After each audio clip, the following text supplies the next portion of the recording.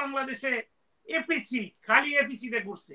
এই যে এরা যে বিভিন্ন জায়গায় মিটিং করেছে, আমি আপনাকে উনি যেমন অথরিটি, আমি অথরিটির কথা বললাম, এই 100-200 লোক অথবা 500 লোকের জন্য মিনিমাম 2000 পুলিশ তাদেরকে সিকিউরিটি দিয়েছে। পুলিশ ওইখানে হলো এটা বিরাউলিয়ার মাজার, ওইখানে কেউ কিছু করবে না। সারা বাংলাদেশ থেকে গিয়ে এবং ছাত্রলীগের পোলাপাইনগর সেখানে এখন বিয়ে শাদী করে সংসারও করতেছে।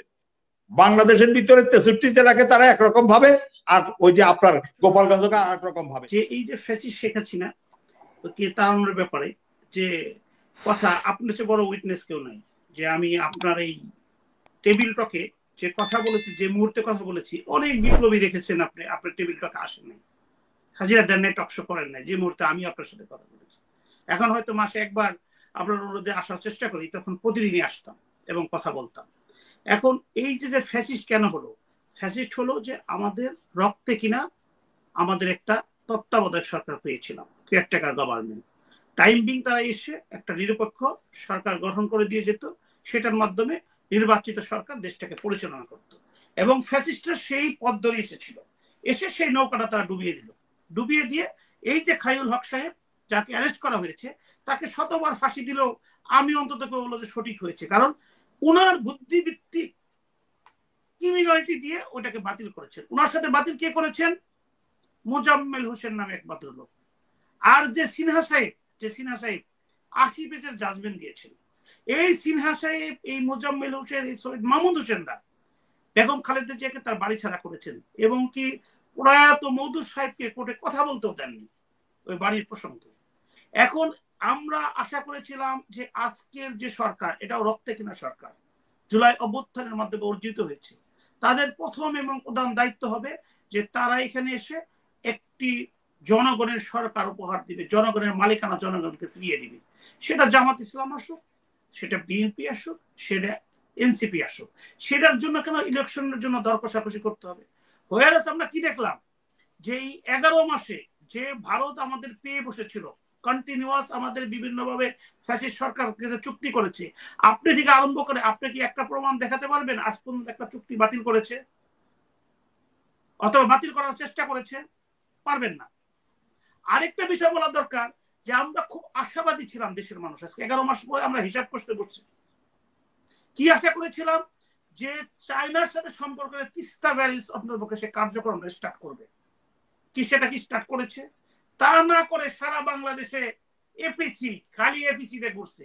এই যে এরা যে বিভিন্ন জায়গায় মিটিং করেছে, আমি আপনাকে উনি যেমন অথরিটি, আমি অথরিটির কথা বললাম, এই 100-200 লোক অথবা 500 লোকের জন্য মিনিমাম 2000 পুলিশ তাদেরকে সিকিউরিটি দিয়েছে। পুলিশ, শুধু পুলিশ, তারপরে তো বিজিবি আছে, তারপরে তো এপিসি বাহিনী আছে। এখন তাদের জীবনের যে হুমকি, সেটাও তো নিরাপত্তা দিতে হবে। অবশ্যই নিরাপত্তা দরকার, তার চেয়ে বেশি দরকার হলো আপনি করতে পারবেন না। আপনি টকশো করছি, এই যে আপনি সেনাবাহিনী থেকে সেনাবাহিনীর দেখেন, এই যে বিতর্কিত হলো, এই যে দেখেন ওনাদের মনের ভিতরে থাকলো, এই যে সেনাবাহিনীকে এসিপি বাহিনী বললো, ওনাদের সেনাবাহিনীর প্রতি গেল, কারণ একটাই কথা, সেনাবাহিনী কেন সেদিন হাসিনার কথা অনুযায়ী সাধারণ জনতার প্রতি গুলি চালায় নাই, এই কারণে এখন সেনাবাহিনী হয়ে গেছে এপিসি বাহিনী। সমগ্র সেনাবাহিনীকে আপনি বিতর্কিত করে ফেলছেন। এখন আপনি তথ্যতে বলতে এটাও শুনতে হবে, ওই যে হাসিনা যে সেনাবাহিনীর উপর করতো, ওই যে গুলি চালাইতে জুনিয়র অফিসাররা গুলি চালায় নাই, সেজন্য এখন এটা এসিপি বাহিনী। এই হলো রেসপন্সিবিলিটি টকশো, এই হলো জুলাইকে জুলাই যোদ্ধান, এইটা আমরা জুলাইকে ওন করি। আর এই যে আপনি ওরা যুদ্ধ করলো, ওদেরকে সাধারণ একজন সবাইকে তো আপনার নিরাপত্তা দিতে হবে। কিসের নিরাপত্তার কথা? আপত্তিটা কোথায় আমি আপনাকে বলি, আপত্তিটা আমার আপনার ওনাদের জন্য, যে ওনাদের কেন নিরাপত্তা, দেশের জনগণ তাদেরকে নিরাপত্তা দিবে। আজকে ফ্যাসিস্টকে তাড়ানোর পর আমরা যদি যুগোপযোগী ব্যবস্থা নিতাম, যেমন আমরা ভারতের যেসব চুক্তিগুলো যদি বাতিল করতাম, তো সরকার তো ব্যবস্থা নিচ্ছে, সরকার তো ওদের নিরাপত্তা দিচ্ছে। আপনি দেখেন না কবে দিবে? না, সরকারের ব্যর্থতা আছে, আমিও স্বীকার করি, আপনি স্বীকার করেন যে সরকার ব্যর্থ। আমি তো নাগরিক হিসাবে কোশ্চেন করতে পারবো না। আপনি যে বলতেছেন নিচ্ছে, আপনি দেখাতে পারবেন? আপনার কাছে কোনো অথরিটি আছে যে একটা আইটেম নিয়েছে? Do you have, you are a journalist, do you have any sort of document?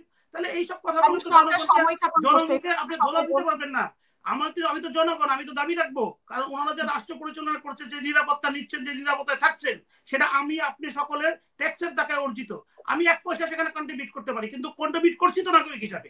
গোপালগঞ্জে আক্রমণ করার পর থেকে, গোপালগঞ্জের আক্রমণ করার আগ পর্যন্ত কোথাও কোনো নিরাপত্তার প্রশ্ন আসে নাই জনগণ। গোপালগঞ্জে যখন সারা বাংলাদেশের সন্ত্রাসীরা যখন একসাথ হয়েছে, ভারত থেকে তখন আসছে, এবং তাদের পরিকল্পনা ছিল যে সমন্বয়কদেরকে মেরে ফেলবে সেখানে, রাস্তাগুলো ব্লক করে দিয়ে, তখন তাদের নিরাপত্তার প্রশ্নটা আসছে। তখন তাদের নিরাপত্তা, এর আগে জনগণের মানুষ, তারা জনগণের সাথে ছিল। তারা মনে করছিল শেখ মুজিবের মাজার, হ্যাঁ ওইখানে হইলো এটা পীর আউলিয়ার মাজার, ওইখানে কেউ কিছু করবে না। সারা বাংলাদেশ থেকে গিয়ে এবং ছাত্রলীগের পোলাপাইনগর সেখানে এখন বিয়ে শাদী করে সংসারও করতেছে। বাংলাদেশের ভিতরে 63 জেলাকে তারা একরকম ভাবে, আর ওই যে আপনার গোপালগঞ্জকে আর একরকম ভাবে। সেই সময় সেদিন বড় পরিকল্পনা ছিল, গোয়েন্দা ব্যর্থতা ছিল। আমরা সরকারকে এটার জন্য ধরছি, কারণ ভারত থেকে পর্যন্ত বর্ডার দিয়ে কিলিং মিশনের লোকজন আসছে, সেদিন সবাইকে একসাথে হত্যা করার মিশন। আমরা শেষ করবো। আপনি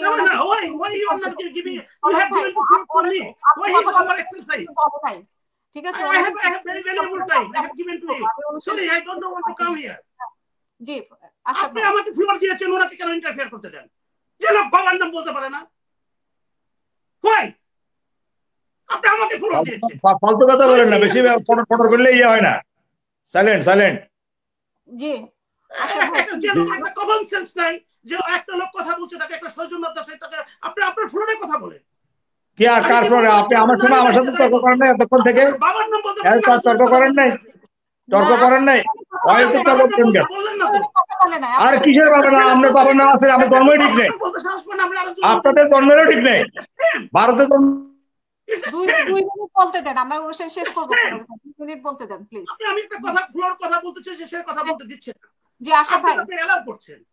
আশরাফ ভাই, আমি এলাও করছি না তো, আমি তো মানে আমি তো চাই না। আপনি তো আমার বেলা বন্ধ করে দিয়েছেন, আমার বেলা মাইক্রোফোন বন্ধ করে দিয়েছেন। ভাবে শেষ হোক, কিন্তু আমি তো এখন উনি যদি যতক্ষণ কথা বলেছে আমি তো একটা শব্দও তাকে করি নাই, ভেরি অ্যাটেনটিভলি শুনেছি। জি প্লিজ, আপনাকে অনেকবার আমি বলেছি আপু, আপনি যদি ডাকেন, I have very valuable time, I don't have that time. Please আমাকে কিছু ভদ্রলোকের সাথে, যাদের সাথে কথা বলে শিখবো, তাদের সাথে। আরে আপনার মতো লোকের কথা শুনলে তো আমি আমলে চিনিও না, এই আজকে প্রথম দেখছি। আমি আপনার কাছে আসতামই না,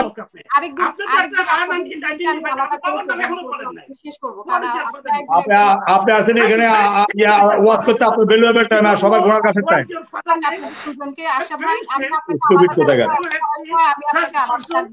ভারতে জন্ম হইলে বাপের নাম জানবেন কেমনে? জি, দুজনকে অসংখ্য